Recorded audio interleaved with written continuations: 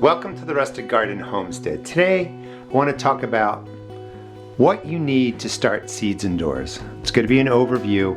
It'll give you everything you need to buy, get ready, get set up so you can start growing for 2025. It's only November, it's a little bit early. I'm growing a lot of stuff for future videos.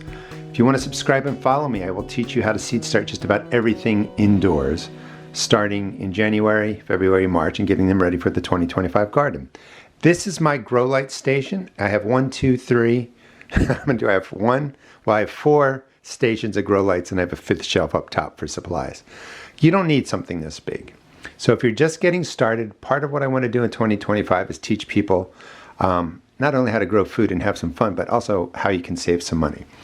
So let's start with the basic system. You only need enough space, something like this, to get started. This will grow you plenty of seed starts. You don't need all the tiers that I have. You have to grow under grow lights. You can't grow by a sunny window. It's not enough sun. Your plants are going to germinate. They're going to look good to start, but then they're going to get tall and lanky. By a windowsill, not enough sun. They're growing towards the sun, so they get really tall, leggy, they fall over. You need to grow your seed starts, your transplants, under grow lights. Now you can spend a lot of money on official plant grow lights. I don't recommend that. I recommend growing with shop lights, with white LED shop lights. Just did a video on the lights you see here. I will link that in the video description. White LED shop lights, being white lights, cover the entire spectrum of light, meaning the plants are going to get what they need. You're going to read a little bit about par value maybe, or people will say lumens are for humans. I'll talk about that in a second.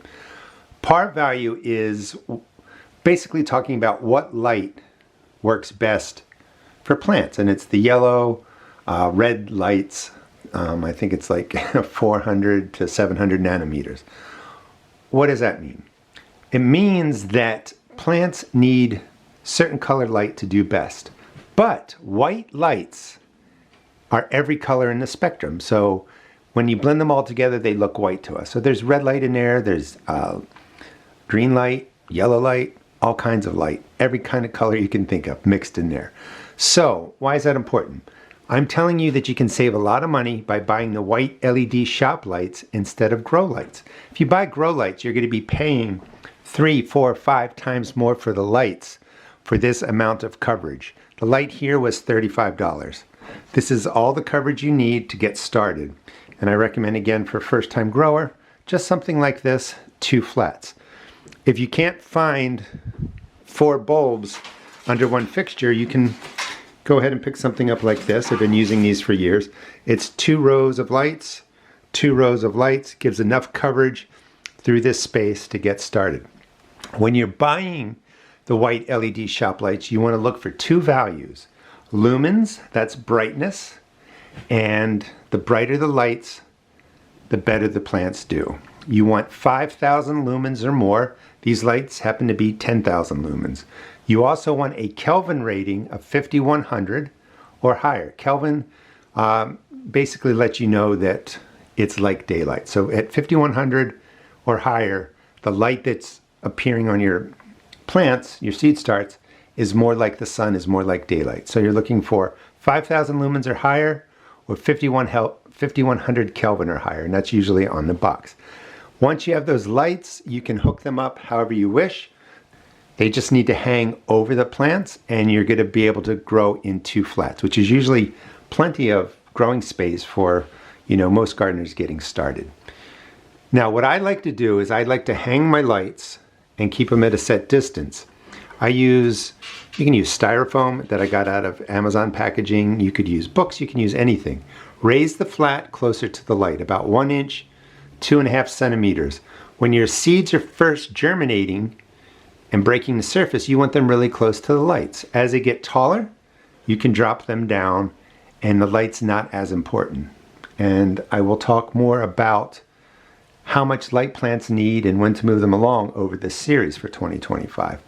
So that's the basic lighting, the basic shelving. Anything like this is going to work. Next, I want to talk about the flats, the seed cells, what you grow them in, And if we come down here, you can see I have all kinds of different things. This is your basic seed flat right here.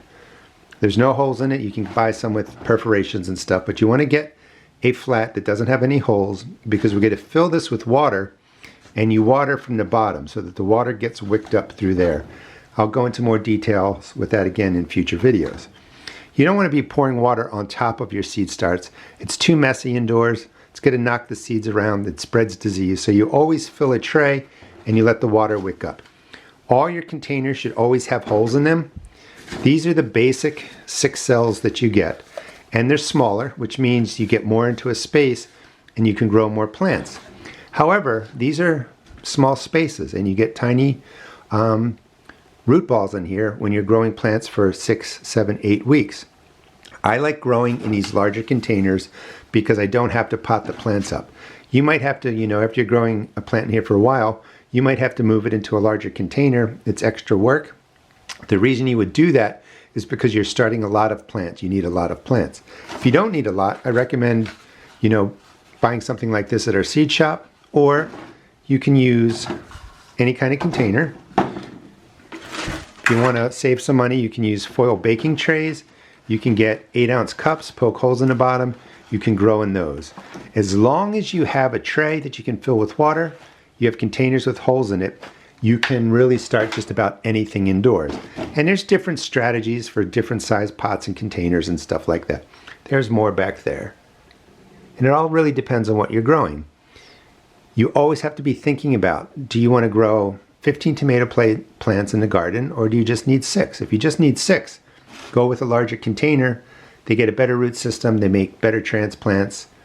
However, if you're putting, these into here, you're only going to be able to do 6, 12, 18, maybe 48 plants altogether versus, I don't remember what this works out to, maybe 72 or something like that, using these smaller plants. It's all based on timing. How long you have them growing indoors, how big do the root systems get, when are you getting them outside. So for instance, you want to start your seeds now in November, December, January, if you want your warm weather crops to go out May 1st. So there's a timing behind this. Next, you need a starting mix. I make my own starting mixes. If you check out my channel, How to Make Seed Starting Mix, you'll find all the different videos. To keep it simple, the Jiffy Mix, Jiffy, I'm not affiliated with them, but I recommend them. They make a nice seed starting mix. You want to pre-hydrate, meaning you want to add water to your seed starting mix before you start filling your seed trays. I like to have, a little trash can. I put my seed starting mix in there. I add in the water, get everything set up. It's good to go. Now, sometimes when you're using peat moss-based seed starting mix, you can get fungus gnats. The eggs just stay in there. So I do like to hydrate this with boiling water, kill off the fungus gnat eggs. But there's a lot of ways to kind of, deal with those. If again, and I am looking for people to subscribe for 2025 because I'm going to be doing a pretty extensive series on growing indoors. But today I just want to give you, the basics that you need to pick up now. And we'll talk more about, how do you take care of fungus gnats and all kinds of problems. So we've got the lights, the containers, the seed starting mix.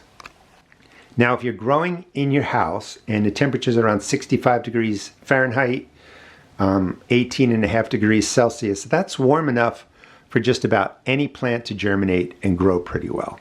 So you don't really need a heat mat. This is a basic heat mat. There's no thermostat. It's not fancy. Just sits right here on the shelf. I don't need it right now. That's why it's right there. And it warms the seed starting mix. We'll take the temperatures up into the 80s. The only time I use this really is for pepper plants. They tend to like a little bit more heat, and it helps them germinate a little bit more quickly. You don't need the heat mat. However, if you're growing maybe in the basement or in a garage and your temperatures aren't at that 65 degrees Fahrenheit, 18.5 degrees Celsius, you're going to need to set your seed starts on a heating mat. The soil has to be warm. It really wants to be in that 65 degree range so that seeds germinate, the root systems grow, and everything looks good.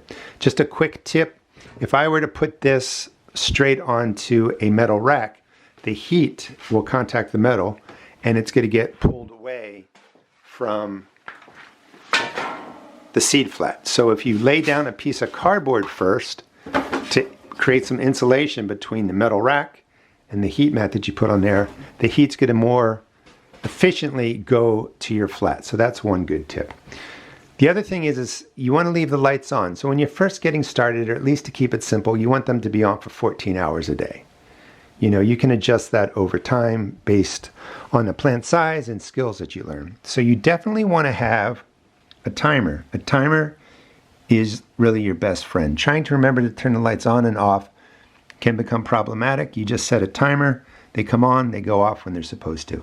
You're also going to need some extension cords and different things depending on how many, you know, grow light stations you have. And I have 1, 2, 3, 4. Okay, I do actually have 5 levels of grow lights, and then the 6 for the top. If you have a lot going on, you're going to need more extension cords and outlets and stuff like that. Those are the basic things you really need to get started. As for fertilizer, I don't put any fertilizer into my seed starting mix anymore. I've done it in the past. It's not really necessary. The next thing you're going to need is a water-soluble fertilizer. You can get organic, like fish emulsion on the left, or you can buy the chemical type on the right. I recommend the chemical types. They don't have any odor, they're really inexpensive, and they give your plants everything that they need. And you want to do that at a diluted rate for the chemical fertilizers, because your seed starts don't need a lot. They just need a little bit of fertilizer. There's no soil life in here. You're not harming your plants. Chemical fertilizers don't hurt you or your plants. They're not damaging anything because you pretty much have a sterile starting mix. Once your plants get outside, you can go back to your organic growing or something along those lines. But inside, it's really nice to use the chemical types. Inexpensive. They give your plants everything you need. You can dilute them down from full strength to like quarter strength, and they really go a long way. You want to save a couple gallon containers. This is how I water all my plants. Just fill it up with water, obviously. If it's a fertilizing day, I will put a quarter teaspoon, or I'm sorry, I will put 1 teaspoon of water-soluble fertilizer into a gallon of water. And then to fill, you just kind of fill your tray quarter of the way. Your plants will absorb it from the bottom. But a couple gallon containers really help out with watering and fertilizing and stuff like that. Nothing fancy. All these things will get you started growing, and you can save yourself a lot of money that way. For instance, what I've started in here, and you can see up top, this is all rosemary. And I don't know, maybe what is that, 15, 20 plants? If you were to go buy rosemary transplants that are about this tall, and they usually come in containers like this, they're usually like at least $4.99 or a little bit more expensive. So I'm growing 20. You know, that's about $100 worth of plants. The actual cost to grow those, including the grow lights and the seeds and the starting mix, it's maybe $5, maybe. So you can save a lot of money. These are all herbs that I've started for future videos. Again, it saves you a lot of money, and you can grow them, and you can grow these in any kind of flat or containers that you want. I will be going over when you start these indoors, January, February, March, April, different times for different types of plants. I'm growing purple coneflower right in there. Those are expensive if you're buying single plants. Those are perennial flowers. And then I've got different herbs mixed in here for future videos.